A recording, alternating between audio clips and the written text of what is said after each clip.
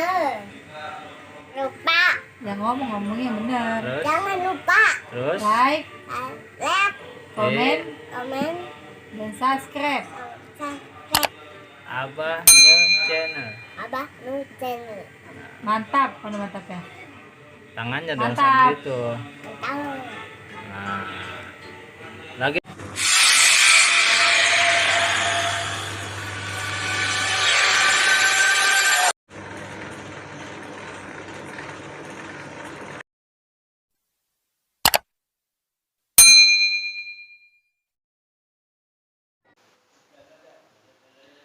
Assalamualaikum warahmatullahi wabarakatuh.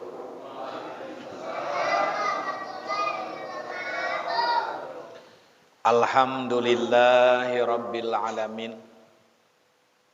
Wassalatu wassalamu ala asrafil anbiya'i wal mursalin wa imamil muttaqin wa khatamin nabiyyin Sayyidina wa habibina wa syafi'ina wa maulana Muhammadin wa ala alihi wa ashabihi wa man tabi'ahum bi ihsanin ila yaumiddin, amma ba'du. Hadirin kaum muslimin, para jamaah mushollah atau hiriyah, para sepuh, para asatid, para hujaz, tokoh masyarakat, para bapak dan para pemuda yang sama-sama hadir kumpul malam ini, bil khusus pengurus Musholah Al-Mukarram Bapak Ustadz Ahmad Asrori beserta jajaran muratibil acara dan juga Bapak RT 02 Bapak Saipul dan seluruh hadirin yang hadir yang semuanya insyaallah dimuliakan Allah Subhanahu wa taala. Alhamdulillah, kembali kita memanjatkan puji syukur kehadirat Allah. Salawat beserta salam terlimpah tercurah keharibaan junjungan kita Nabi Muhammad kepada para keluarganya, para sahabatnya, kepada seluruh umatnya yang selalu mengharapkan syafaatul uzmanya, amin ya rabbal alamin. Hadirin jamaah rahimakumullah, kembali kita membuka materi fikih di dalam Fathul Qorib halaman 113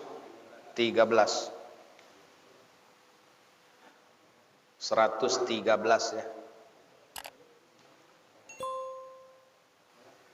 Summa asarol musonipu ya. Ya, tengah. Bismillahirrahmanirrahim. Allahumma aftah alaina bihikmatika wansur alaina rahmataka ya dzal zalali wal ikram. Allahumma aftah lana bi futuhil arifin. Baik hadirin jamaah rahimakumullah, kita akan melanjutkan kajian kita di dalam menjelaskan tata cara sholat berjamaah ya.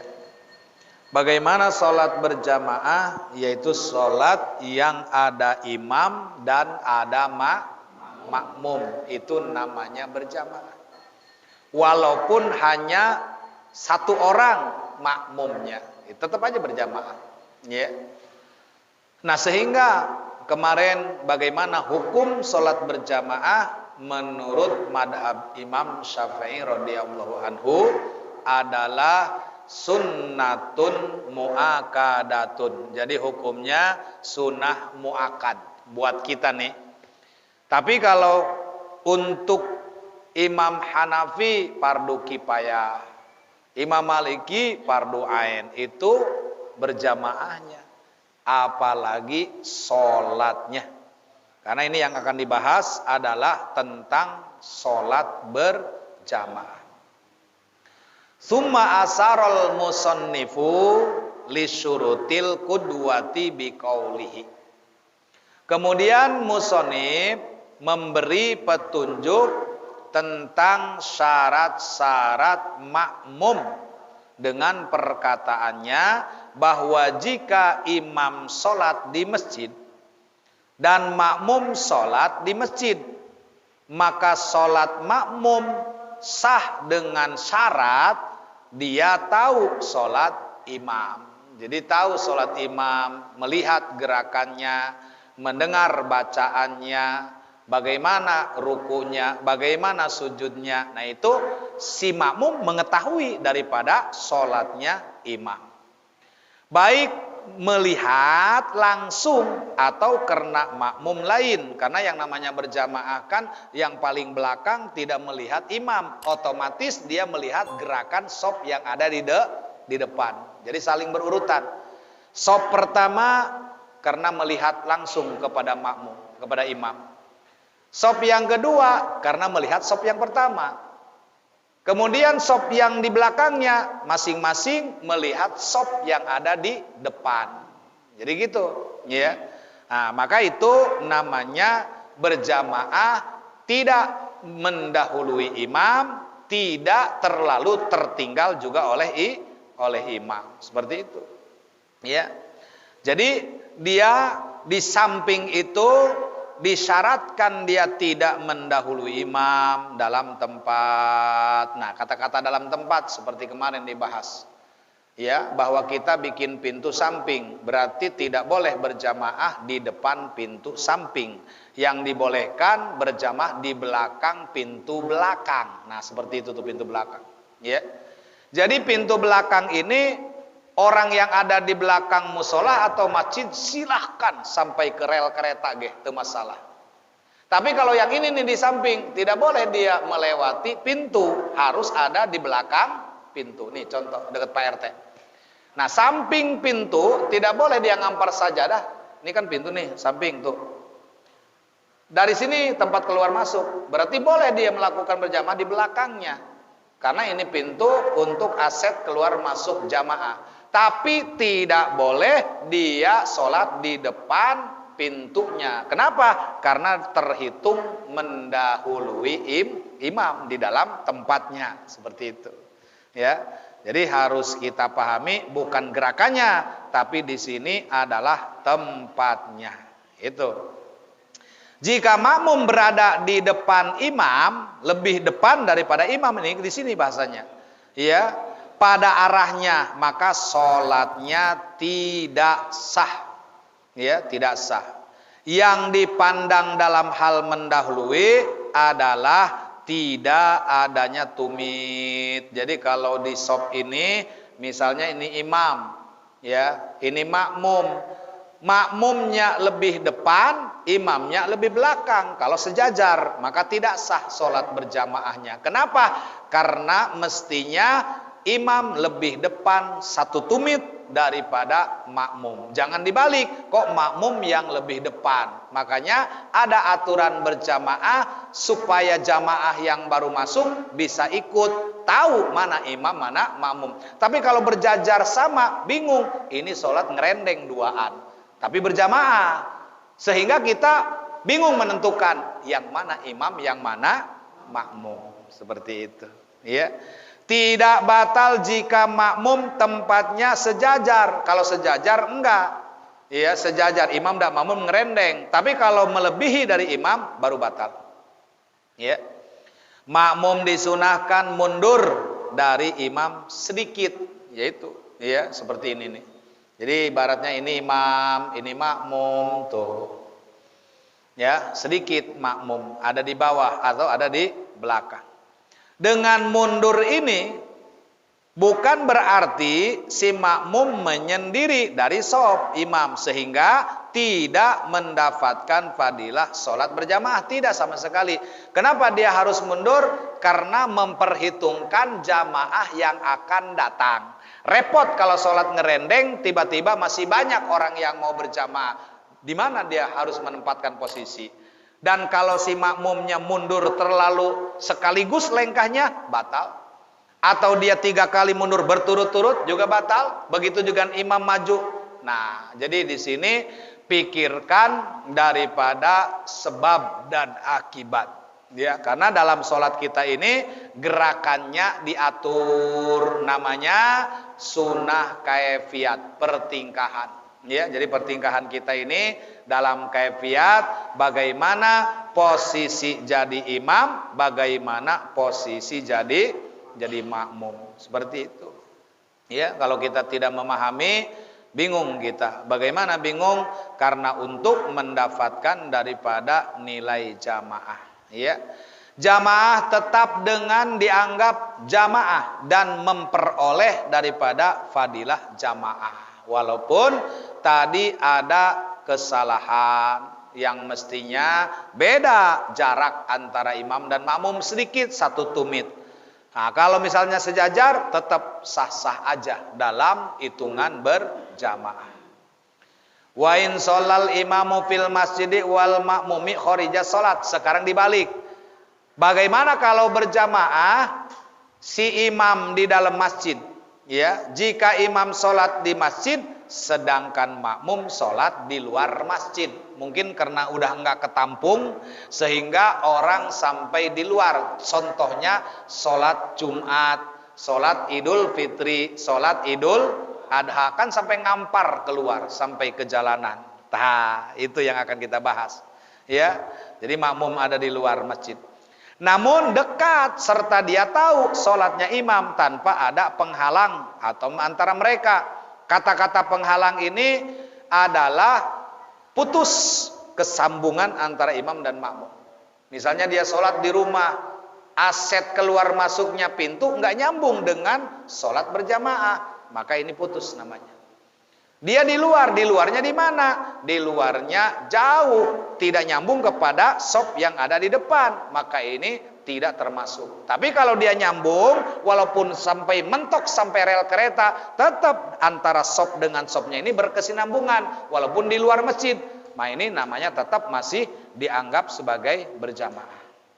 Ya, maka sah jamaahnya dekat yang dimaksudkan jarak antara makmum dan imam tidak lebih daripada 300 hasta. Namun hitungan 300 hasta ini dari akhir masjid, tung daripada masjid. Di mana nih sop paling akhir masjid? Di situ. Oh, berarti jarak yang di luar masjid harus tidak kurang dari lebih dari 300 hasta antara yang di luar masjid dengan di akhir masjid.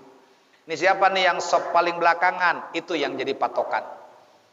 Jangan sampai begini, orang sholat di luar masjid tapi jarak sop di luar masjid jauh kepada makmum yang ada di tungtung masjid. Seperti itu ya. Jadi itu harus kita pahami baik sholat Jumat. Makanya ada orang sholat Jumat, orang-orang mendengarkan khutbah dengan khusyuk, ini malah ngopi di luar. Banyak ngobrol, ngerokok, ngopi. Nanti bergabungnya ketika qomat. Apakah ini termasuk? Sama sekali tidak. Rusak, karena kalau kita datang tampil bukan hanya sholat Jumat yang diperhitungkan, tapi 2 khutbah. Jadi 2 khutbahnya itu termasuk sholat menggantikan dohor 4 rakaat. Makanya dohor 4 rakaat, Jumat 2, karena 2-nya lagi digantikan dengan 2 khutbah. Kecuali darurat, memang dia datangnya belakangan, setelah khutbah selesai dia datang, lain lagi ceritanya. Tapi ini menongol dari awal, tapi tidak mencerminkan bahwa dia seolah-olah sedang sholat Jumat. Apalagi Idul Fitri yang dianggap sunnah, Idul Adha sunnah, Idul Fitri sunnah. Maka sering kita lihat yang khutbah nu ngaropi ngarobel ngaroko bobongkong kejo doang. Ya ngaramekeun doang, tapi teu naon lah. Ya, dimaklum bae lantaran awam meureun kitu nama ku teu nyahona, ku teu pahamna. Seandaina ngarti mah jeung paham, rasa-rasanya tidak mungkin dia sengaja melakukan itu. Nah, makanya harus ada upaya dan usaha untuk memahami syariat-syariat agama dengan jalan bersama-sama tolabul ilmi. Seperti itu, ya. Nah, jadi kalau kita ibadah jangan sampai sia-sia. Mun orang digawe usaha ulah sampai teu meunang upah. Sekali orang digawe kajenting capek aya hasilna. Ulah sampai orang gawe eueuh hasilna, berarti namanya adalah kerja bakti yang tidak diikhlaskan, seperti itu, ya. Nah, maka oleh karena itu ketika kita melihat bahwa di dalam melaksanakan sholat berjamaah harus sama-sama memahami, kalau dia imam pahami sebagai imam, kalau kita makmum pahami kita sebagai makmum. Wa in kanal imamu wal makmumu fi ghairil masjid imma fadhain aw binain pasartu alla yazida ma bainahuma ala salasatamenti diroid. Jika makmum dan imam sama-sama tidak di masjid, mungkin di lapangan, di tempat parkiran, di tempat ruangan, atau di jalanan kayak di sini, di kolong layang pintu kereta itu dipakai kalau lebaran. Kalau Idul Fitri mereka sholatnya di sono di jalan. Kebiasaan dulu, karena dulu waktu belum dibuat jalan layang ada musola tuh di pinggir kali itu. Ya, mereka sering melakukan, sampai sekarang pun masih dilakukan. Tidak melakukan, jangankan ada Covid, tidak ada Covid, ada Covid pun masih melakukan di sana. Iya. Nah, jadi mimbarnya di mana? Eta mimbarna dina tempat jual beli HP second teh, deket rel kereta, pintu kereta, situ itu sering dipakai. Nah, bagaimana orang yang sholat tapi dua-duanya imam makmum tidak berada di dalam masjid, ya? Nah, misalnya di lapangan atau di bangunan, maka syarat sahnya jamaah adalah jarak antara mereka tidak ada 300 hasta dan tidak ada penghalang antara mereka. Jadi tidak ada masalah. Sebeluas apapun dan sebanyak apapun yang berjamaah, yang penting antara jarak imam dan makmum tidak terpisah. Ya, plong gitu, tidak terpisah. Ya, jarak aset keluar masuknya ibarat jalan mah keluar masuknya lewat situ. Nah, jalan yang dilalui lewat situ tidak menghalangi status berjamaah. Maka sejauh ini tidak ada masalah, tetap masih dalam yaitu sholat berjamaah. Kalau tidak ada pemisah seperti itu. Tapi kalau begini mau misalnya, ini musola nih, ini musola. Di depan musola ada rumah pas madep ke musola. Di atasnya dicor di rumah itu. Ya, di atasnya dicor. Tidak ada aset jalan keluar masuk menuju musola. Karena dekat aja dia. Saya mah di rumah saya aja dicor ini enak. Eta mah teu sah. Nah, sebabna tidak ada kesinambungan. Tapi kalau nyambung mah Idul Fitri penuh sampai dia enggak kebagian tempat, tapi ada tangganya yang keluar masuk di depan rumahnya, itu boleh. Itu. Yang ada di belakang. Aing mah di mah aing bae naon pas yeuh. Sebab dihanap pinuh. Oleh siapa? Oleh orang yang berjamaah. Karena di dalam sudah enggak muat. Akhirnya sampai ke jalan. Kebetulan di ujung jalan ada rumah. Di atas dicor. Dia sholat pada di atas. Bikin lagi sok. Itu enggak ada masalah. Ya, tetap seperti itu. Ya. Nah, maka oleh karena itulah hadirin jamaah rahimakumullah. Tuntas. Yaitu masalah sholat berjamaah. Maka nanti masuk kepada pasal mengkosor menjamak sholat. Nanti akan kita bahas bagaimana jamak, bagaimana kosor. Ya, karena ini penting buat kita yang suka bepergian. Pak RT pergi ngelancong, musafir 90 km jaraknya harus kosor jamak. Kalau kita melakukan sholat mukim tapi kita musafir, maka dosanya kata Nabi bagaikan jabal rohmah. Jadi intinya jangan sampai ibadah tapi masih ada dosa, ibadah tapi tidak diterima. Makanya wajib kita menuntut ilmu, karena ilmu yang akan mengarahkan dari setiap amal ibadah. Ya, nah inilah Hadirin jamaah rahimakumullah, kajian kita dan masih ada sesi tanya jawab. Mohon maaf segala kekurangan, kehilafan, billahi taufik wal hidayah. Wassalamualaikum warahmatullahi wabarakatuh.